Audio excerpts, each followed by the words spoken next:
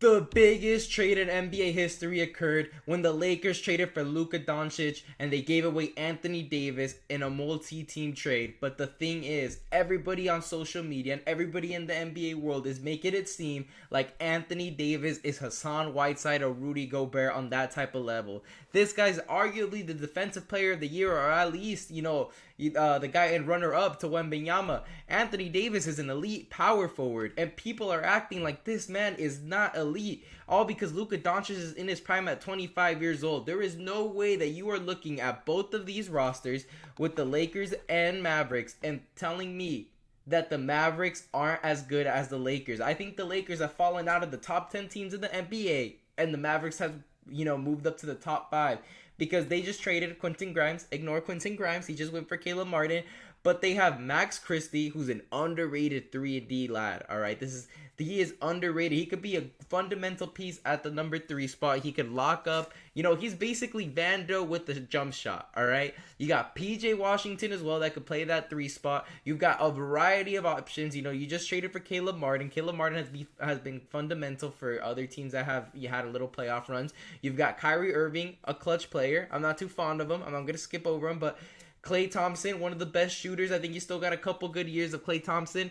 Daniel Gafford and Lively, those are good centers, something that Anthony Davis really wanted with the Lakers. This team is really destined to make a push for I can see Western Conference Finals minimum. Meanwhile, this Lakers team has no big men. When Dorian Finney-Smith is your number 4, all right, he's playing power forward, you've got a problem, and it's going to be barbecue chicken in the paint because you also have Jackson Hayes in there. The Lakers don't make a move right now where I think Dalton Knecht should be, the piece that they should be trying to move for a center, because with Luka there's no point of him, and obviously you're not trading Reeves. You got LeBron at the 3. You got to really move pieces to get a better center and a better power forward. Steven Adams, Mitchell Robinson, Robert Williams, those are all guys that you should be looking after. Unless you have LeBron James at 40 years old trying to do a Magic Johnson and play a center. No, that's not going to work. The Lakers need to go out and get a power forward and get a proper center. Walker Kessler would be great. I thought the Lakers were going to try to make a trade where they would end up giving up Dalton Knecht some picks, Max Christie for Colin Sexton and Walker Kessler, but instead Luka Doncic. That was like an absolute nuke for some reason. But the Mavericks really improved here. I think this move genuinely pushes LeBron out. And you might be saying, how is it pushing LeBron out? Well, Luka Doncic is 25.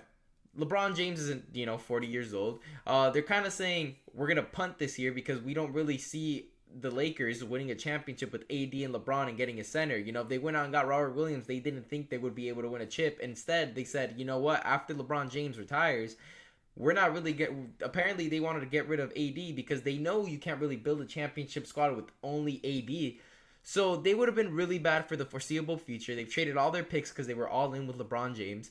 And now this kind of avoids them having that little era where they had, the baby Lakers. They couldn't win, 40 games where you were just absolutely trash. You were getting, lottery picks. You were top 3. You were selecting Lonzo Ball. You were selecting Brandon Ingram. You were having all these high draft selections because you were trash. You were absolutely trash.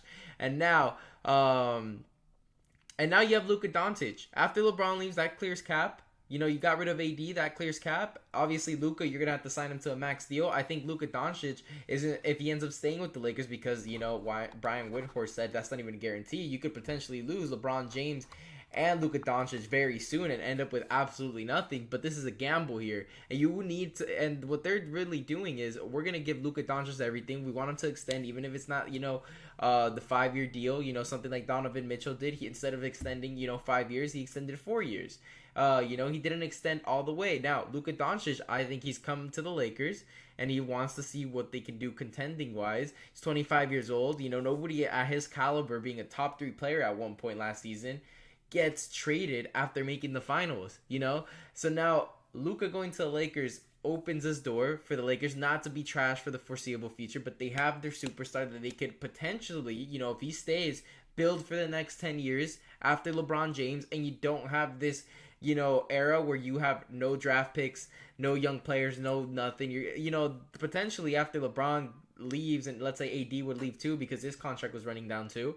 Imagine this lineup. Imagine seeing Bronny James, Austin Reeves, Dalton Knecht, Dorian Finney-Smith, and Jackson Hayes. That would the Lakers would be in the worst case scenario. Rob Pelinka would be fired instantly. But instead, they've got Luka Doncic, and Luka Doncic can win you games. Luka Doncic himself, he's one of the best passers in the league. You know, the 1 and 2 best passers, in my opinion, is LeBron James, Luka Doncic. And that's why I'm saying they're kind of pushing out LeBron. LeBron has an option. They're kind of saying, you know what, LeBron, thanks for the memories, but it's time to go. We've got Luka now. That's what they're saying.